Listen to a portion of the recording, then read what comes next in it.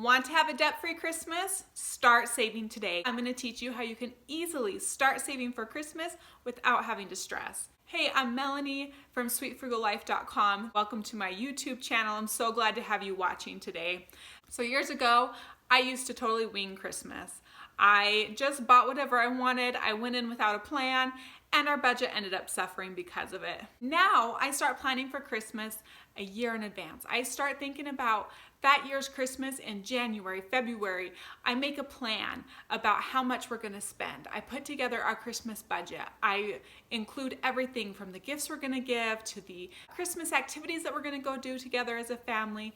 I think about the food, the decorations that I might buy. Everything that I will probably buy that year for Christmas is included in my Christmas budget. And then I make a plan about how I'm gonna save for Christmas. And I'm gonna teach you exactly how you can start saving right now without having to put in a lot of work or a lot of effort, so that when Christmas comes around, you're gonna feel no stress just because you've already planned for it and you've already saved, and that money is there ready to be spent. And the first thing that you need to do when you're saving for Christmas ahead of time is to start a Christmas sinking fund. A sinking fund is a category in your budget that you save to regularly, a little bit of money every month, every week, and then over time that grows. And then when you need that money, it's already there set aside, saved for you, and you can use that money. Christmas is one of the sinking funds that I recommend that everybody has in their budget. So to set up your Christmas sinking fund, make a budget of how much money you want to spend on Christmas this year. For example, let's say that you want to spend $1,000 on Christmas this year and you have 8 months left to save. So you would then divide $1,000 divided by 8 for 8 months, and that number gives you $125.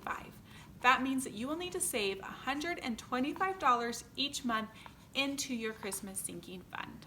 A sinking fund can be a separate savings account that you set up with your bank. It could just be a category in your budget that you track through You Need a Budget or Every Dollar app or an Excel spreadsheet, however you track your budget. It could just be a cash envelope. Here's a Christmas cash envelope that you save your $125 into each month. Everybody's sinking funds are set up differently in the way that works best for you.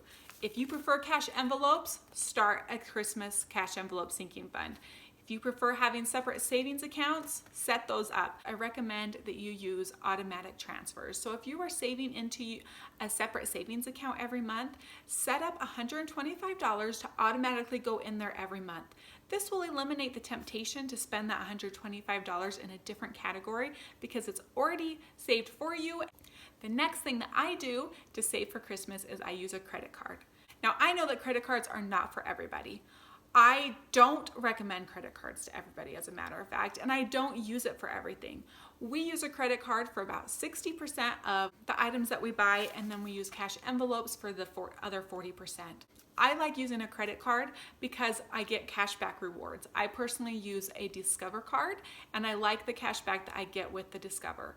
That cash is saved and we accumulate it over the course of a year, and then in December it's used to help us pay for Christmas. So if you feel like you have a good handle on budgeting and you feel like you can pay off a credit card regularly, I recommend using a Discover card for the cashback rewards, and then you can use that cashback rewards for Christmas like we do. A word of caution, if a credit card is going to cause you to spend money that you don't have in your account, if you are not going to be able to pay off that credit card every month, do not get a credit card. It is not worth the cashback rewards if it's gonna tempt you to spend more money. The next thing I wanna recommend is cashback apps. I use a few different cashback apps. There's 2 specifically that I use to help me pay for Christmas. Fetch Rewards is one of the easiest cashback apps out there. So all you do is when you go to the grocery store or the gas station, save your receipt, take a little picture of it, it scans it into the Fetch Rewards app, and then you earn points. The points is equivalent about 1,000 points equals $1. It varies a little bit, but that's about the average. The points take a little while to earn up. You're not gonna earn tons of money with Fetch Rewards, but you earn a little bit. And over the course of that year, that little bit can add up to a significant amount. You can redeem these points for gift cards. I personally like the Amazon gift cards. There's Target, there's restaurants, there's movies. Basically anything that you could want, Fetch Rewards has a gift card available for it. So I save my Fetch Rewards points up throughout the year, and then when December, November comes around and it's time to start buying Christmas presents, I will redeem my Fetch rewards for a gift card, usually an Amazon gift card, and then I use that to buy for Christmas presents. If you don't use Fetch rewards and you want to try it, I'll put a link in the description, and just use the code FETCH2K and it will give you 2,000 extra points when signing up, which is the equivalent to $2. The other cashback app that I use for saving for Christmas is Ibotta. Ibotta gives you cash back on grocery items that you buy. It's similar to Fetch Rewards, where you scan in your receipts after you buy it, and then they will give you cash back for participating items that they have available. I'm usually able to earn at least 25 cents with each grocery run that I do. Sometimes I've earned up to a couple dollars with each grocery receipt. So save those receipts, check Ibotta regularly, and then I save up my Ibotta cash in my Ibotta account, and then when it comes time for Christmas, I just take it out. You can put it into PayPal, and I use that money to help me pay for Christmas. The next tip for saving for Christmas early is to use a coin jar. There's not very much in here right now. Our whole family will save coins into this jar throughout the year. We call it the giving jar. We use it to pay for Secret Santa gifts for people in our neighborhood or community who maybe could use a little extra help during the Christmas season.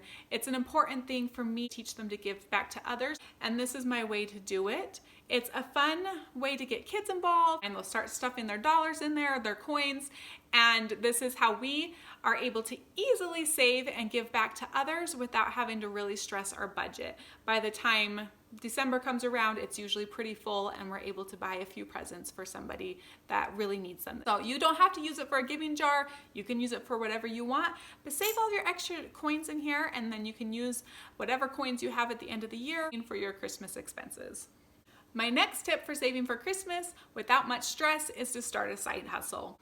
My side hustle is blogging. If you like photography, you could take pictures for people. You make digital products online to sell, babysit kids from your home, do transcription work online, take online surveys. You could use Field Agent for mystery shopping jobs. If you like to craft, make some crafts and sell them on Etsy. Whatever it is that you feel like you could turn into a side hustle, and then use the money that you earn throughout the year to help you pay for Christmas presents. Sell clutter around your house. Throughout the year, when you find things that you haven't used for 6 months to a year, sell it. My philosophy is if it's just gonna sit there and take up room in my closet, I might as well make money off of it. You can sell the clutter from your house on Facebook Marketplace. Is my personal favorite place to sell. I sell furniture, clothing, books, toys, games, anything I've been able to sell on Facebook Marketplace. And then when you earn money from that clutter, just take that cash and put it in your Christmas envelope, and your Christmas sinking fund will grow even quicker. Another really important tip for saving for Christmas is to plan ahead. Make a list of the things that you want to purchase that year really far in advance, and then start watching for them. Check different stores to see how much they're costing. And then when a store puts it on sale, you know that that's a good deal because you've been watching, and you'll feel confident that it's the right time to buy it. I like to use this Christmas expense tracker to help keep me on track. So as I'm buying things throughout the year, I can write it down and keep track of how much money I've been spending.